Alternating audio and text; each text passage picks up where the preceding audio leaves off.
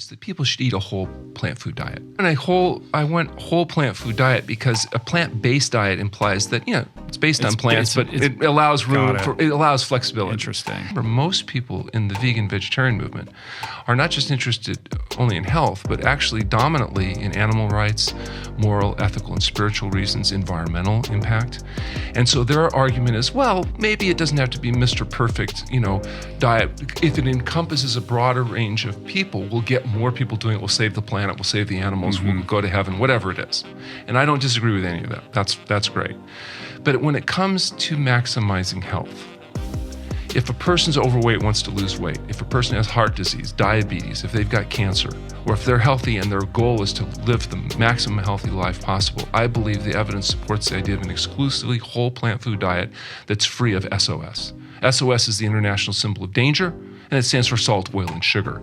Now, can you have a little salt and still be healthy? Yes. Just like sometimes people can have a beer and not be a drunk.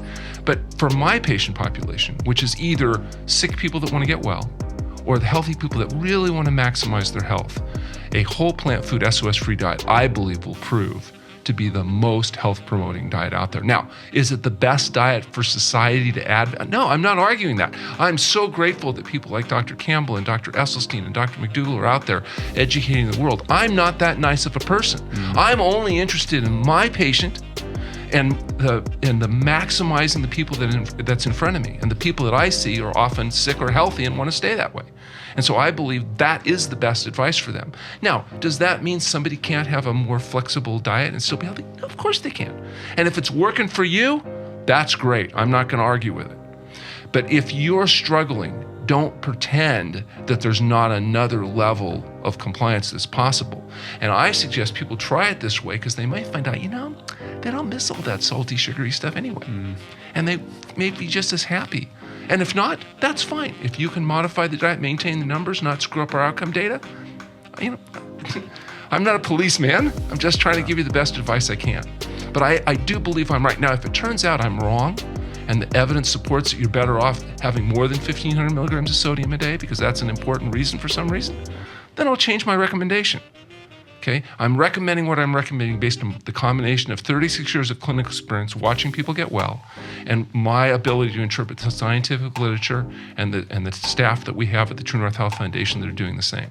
Water-only fasting. And I believe in both cases, the data is going to prove we're right. The dead Dr. Atkins diet, the high protein, high fat diets, they'll argue, well, we got weight loss. I don't disagree. And a lot of times what's really good for short-term benefit isn't necessarily the same thing that's good for long-term outcome. Same thing in athletics. You can inject anabolic steroids and you can get some pretty powerful short-term effects, but then you get the testicular atrophy and you get cancer and die, and it's not so good in the long run. So what's good for short-term weight loss isn't necessarily the same thing as what's good for long-term health support. And I don't disagree that a lot of these programs are effective for weight loss. Heck, you can cut the hip off at the leg and lose 40 pounds overnight. Now, it may not be, a net benefit to you, but just because you want instant weight loss, there's lots of things you can do. As far as the other alternatives, which is maybe a higher fat, low protein diet inducing a ketogenic state, that may very well have some short-term benefits. It may even have some long-term benefits. But when you compare the results that we see clinically in the conditions that we treat, there's nothing I've seen that's worked better than an exclusively whole plant food SOS-free diet. And I have the luxury of having patients living with me sometimes for a period of a year or more. So we're able to really test the diet and see what it takes for them to actually recover their health. That's one of the downsides of living with your patients, because if they don't get well, who can you blame?